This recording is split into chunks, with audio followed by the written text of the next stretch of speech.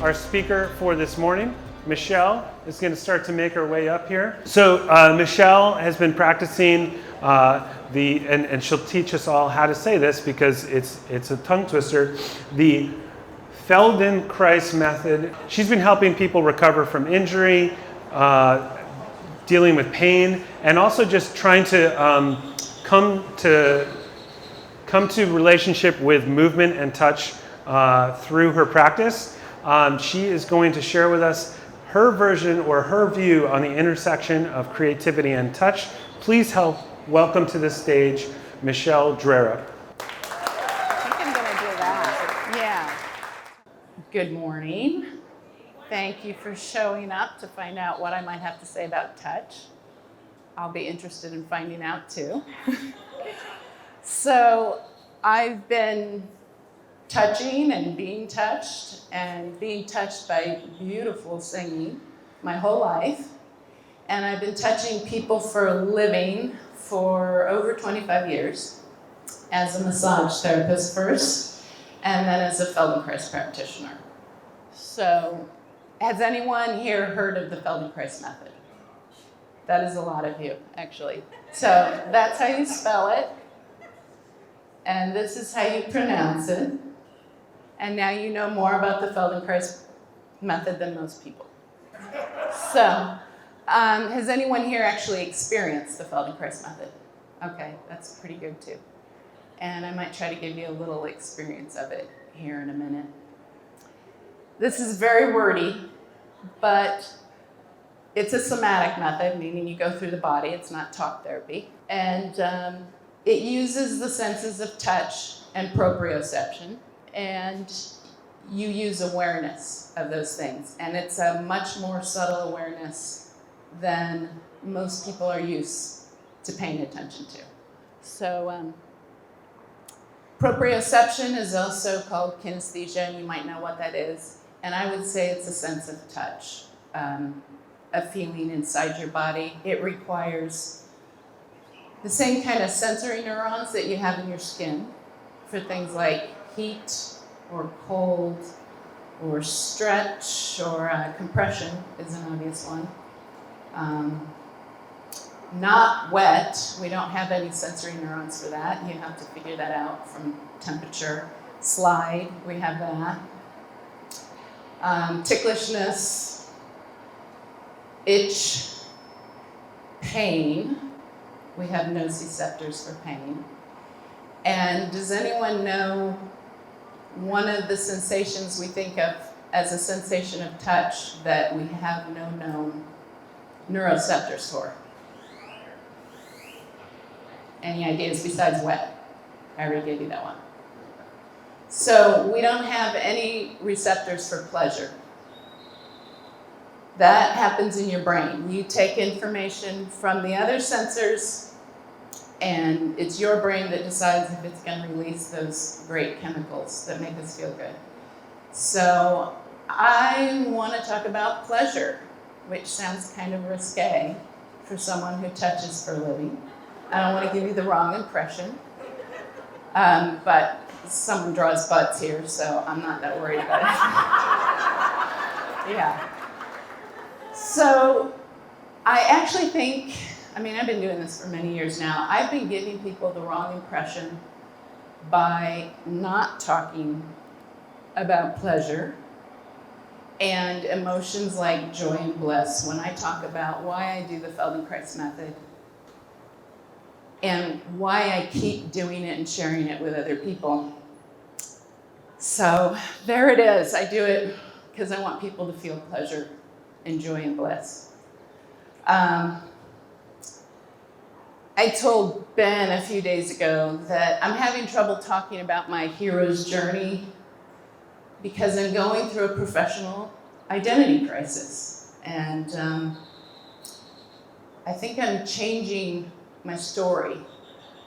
I'm creating a new one. And not like George Santos creating a new story, but my perspective has changed. And I think it's actually a clearer perception, and it's changing about who I want to work with. I've been watching who changes the most, gets what they want from working with me. And I'm starting to see, they don't always start out this way. It can be people who don't feel pleasure in any kind of touch or movement, but sooner or later, something gets them hooked.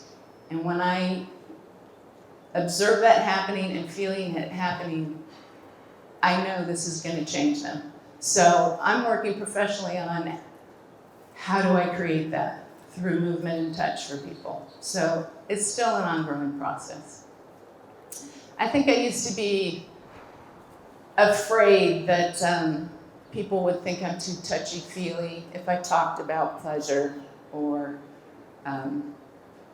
corny or just exaggerating, but this is the truth.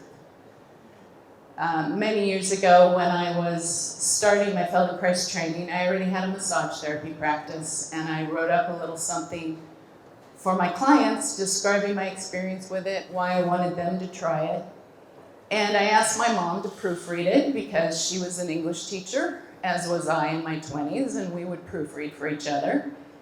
And we would usually really help each other come to a really good conclusion about how to express what we wanted to express.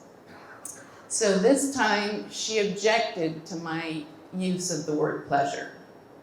I think I said something like, I experienced the exquisite pleasure of very simple touch and movement. So she was scandalized by this, she was embarrassed by it, but she was also baffled by it. And she's like, simple movement, not like dancing or something like that. And I said, no, like turning my head sometimes blisses me out now because I do the Feldenkrais method. And I was trying to get her to remember, surely when she was a kid or something, she could remember that feeling, right? And she couldn't, which made me sad. But she also told me that I wouldn't connect to my clients if I used words like that. I also used joy and bliss, and she didn't like those either. So I edited them out because I ended up agreeing with her. And usually when I talk about Feldenkrais, I talk about pain relief, which when pain is relieved can be very pleasurable, right? Comfort, ease of movement, enjoyment, not joy, maybe excitement but not thrill. And I don't want to edit it out anymore because I'm really noticing this with my clients. Sooner or later, some of them say, I was reaching for my toothbrush and it just felt so good. And then I know I've got them, yeah? So, and I can't make people want something they don't already want, but I know that I want to try to get people there whether they know that's what I'm trying to do or not. And so as a practitioner, I do hands-on lessons and I also teach classes that are verbally directed. But when I'm touching someone and moving them, I have to figure out how to do that in a way that helps them feel themselves in a different way, or they can't learn anything and nothing new gets created in their brain, right? So there's so much, there's what I'm feeling inside me. I need to touch them in a way that doesn't hurt them or creep them out or annoy them, right? But I'm also looking for things like, particularly Feldenkrais practitioners will talk about skeletal touch. I want them to feel their whole skeleton when I just push on their knuckle, or part of it, and I'm feeling for the response and where something gets unclear, and then I design a lesson based on helping them get that out of the way. I mean, you can try it on yourself. Place your hand, one of your hands somewhere, and maybe the middle knuckle. Close your eyes, and use your fingers and just try to push into it and notice that you'll start to feel up your arm, maybe farther. You might start to get discomfort if you do it too hard, but it also tells you something about yourself. And I have to find the ways to start doing that where they start feeling more and it feels good. So that's kind of an example of how Feldenkrais is an unusual way of touching people.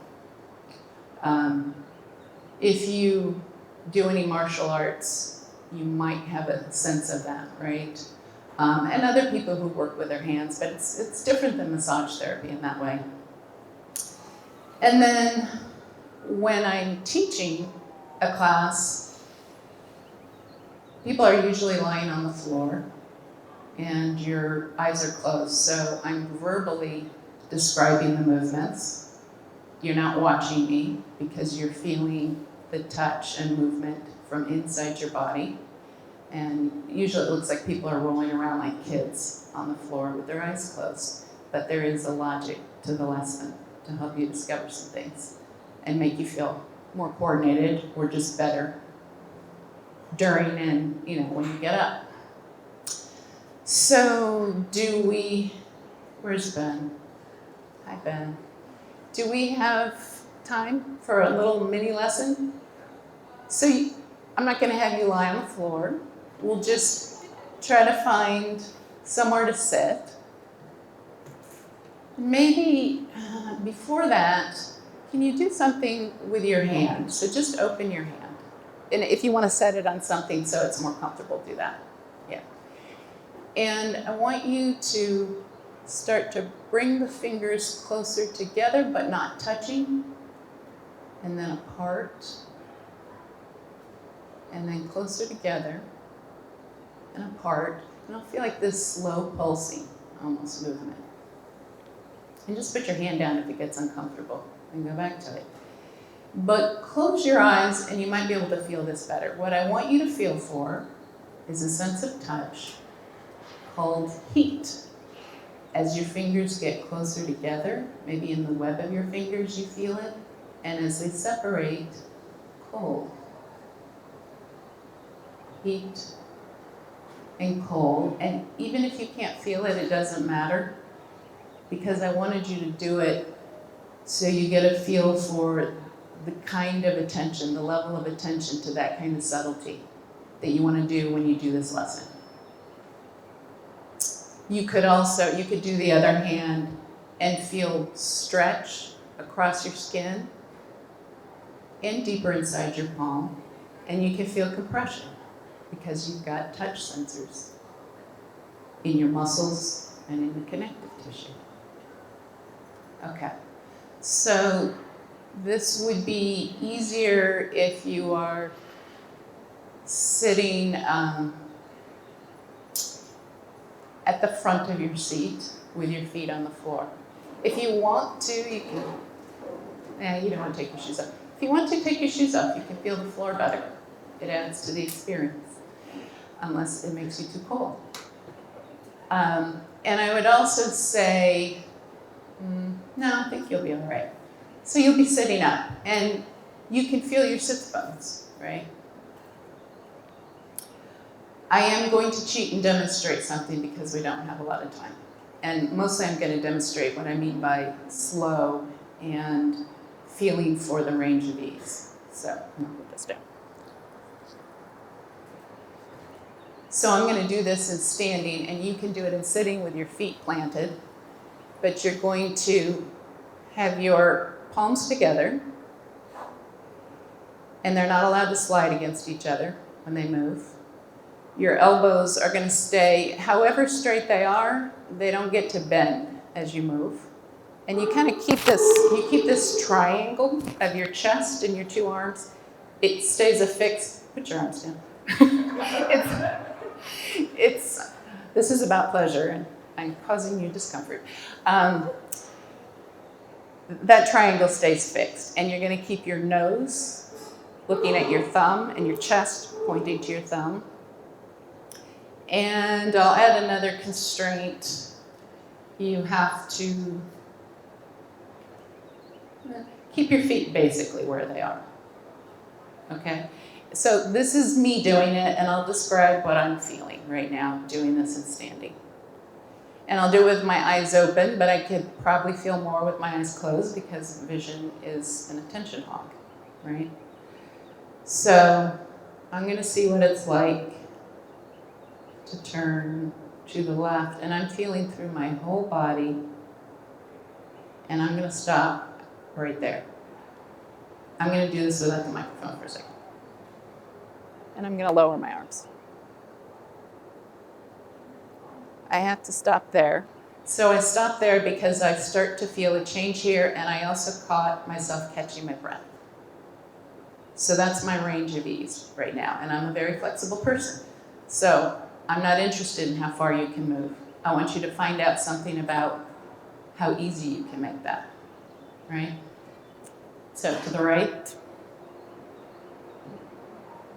That's it for me. So it's even shorter for me to the right. So go ahead and play with it. Remember, your elbows don't get to move.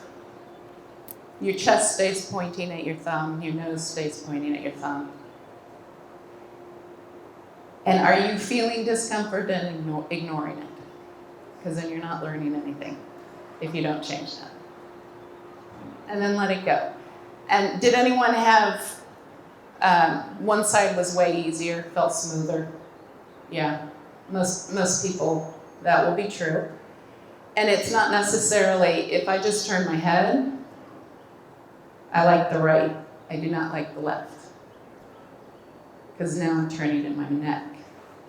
And when you feel that tightness, or like you just feel like you're not as coordinated or as strong going one way, it's because you have a neural pattern that tells you to turn your head to the right. And you have to overcome that to turn it to the left. It's not because you don't have the ability to turn your head to the left, right? So if you think of it that way, you don't need to stretch. You don't need to build your neck muscles to make you stronger, right? You just need to figure out how to get that habit out of the way for long enough to feel how to do it the other way without fighting that constant signal, turn your head to the right, turn your head to the right. So that's really what that is. Okay, so sit up on your seat so you're not against the back of the chair. And the arms of the chair might get it in the way a little bit, but don't worry about it. So close your eyes,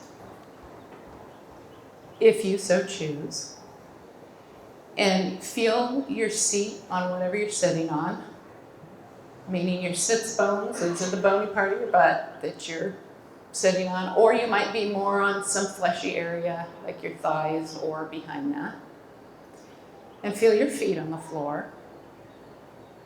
And now just start to tip a little forward, like your head's tipping forward, your whole body from the hips, and then a little backward, so that you feel changing contact, changing touch against whatever you're sitting on. Go so slowly you can notice things like, when do you feel muscles in the front of your torso increasing their tonus to make you not fall back? And it starts pretty early when you're going back. And when do you feel muscles in the back of you, all along the back of you, tight, increasing the contraction when you move forward, which won't happen as quickly because your nervous system is not that concerned about you falling forward into your lap. Or when you're standing even, you've got feet in front of you. Nothing to help you behind you, right? And this can also help you feel that point where there's no extra muscular effort, and you feel upright in relationship to gravity, yeah? Okay, so pause for a moment.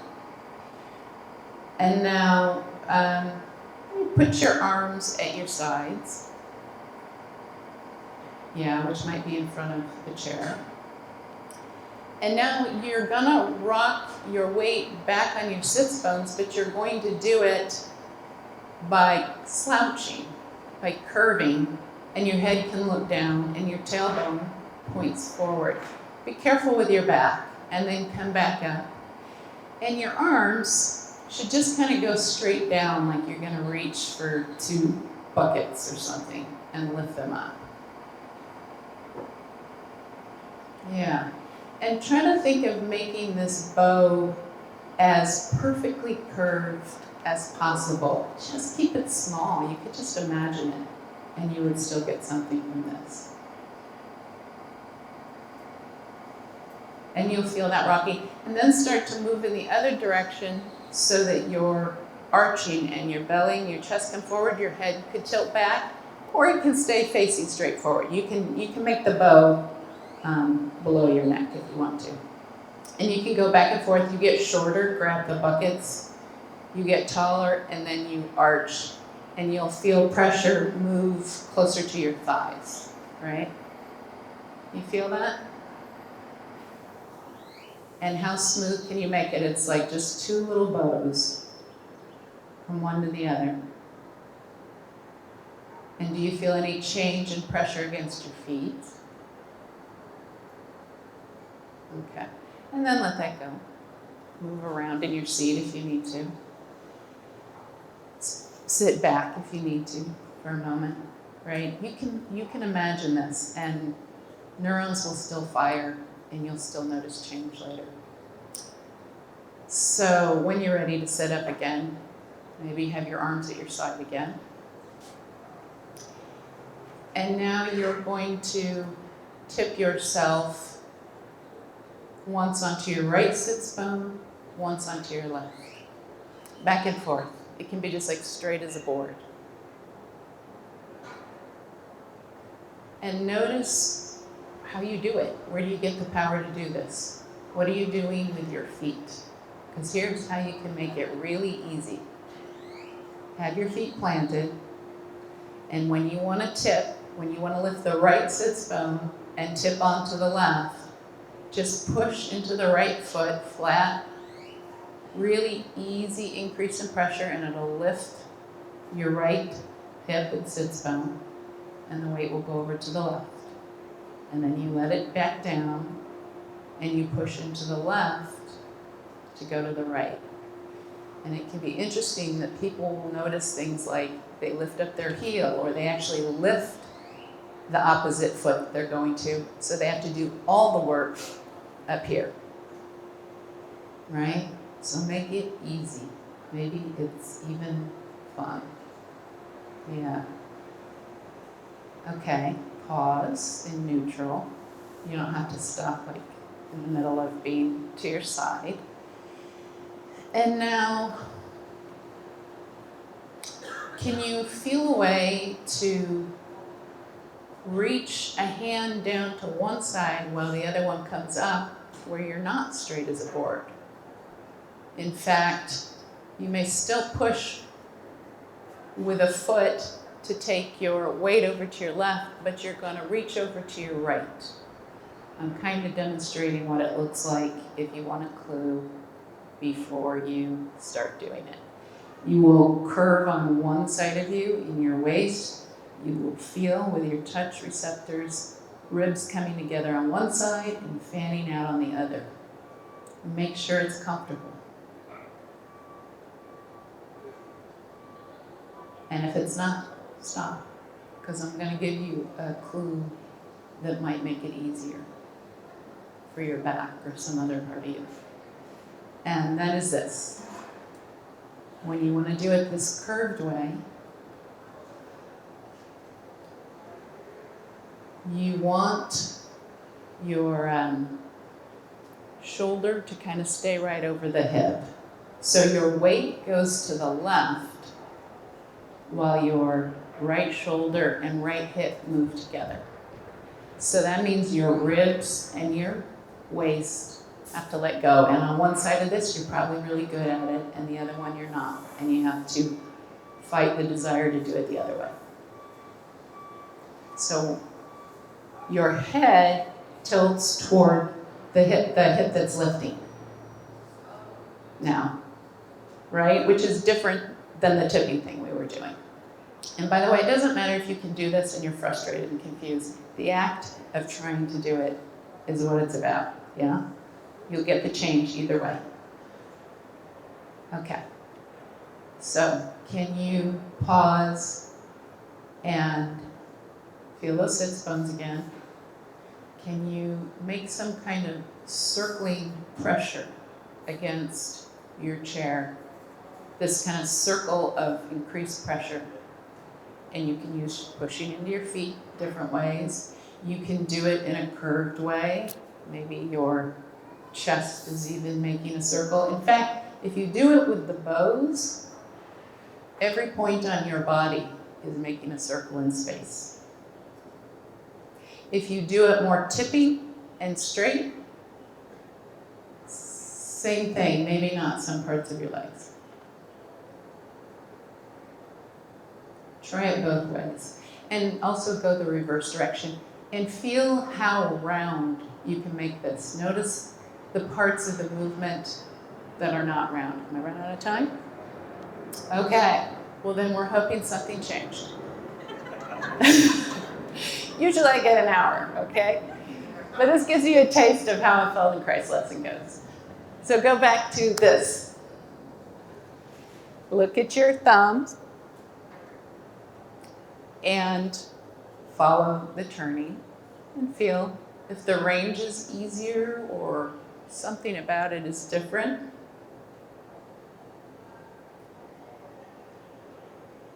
And did anyone get any interesting change? People are like, a few. Okay. Well, okay. Thank you, Anne. Those of you who've done this before probably got the changes. It's something you learn over time, how to really notice things well enough. And also to interpret what I'm saying, right? Which is part of the lesson. Yeah. So I would love to hear any of your questions, comments, but we're out of time, so I am going to hang around. And any of you who want to be on my email list or just get a business card, do that. And I've got some workshops coming up, half off if you mention Creative Mornings. And also we can talk about a hands-on lesson if you've got really specific things that you think need a little more individual attention, or you just like being moved rather than moving. And half off for that first one too. So thank you.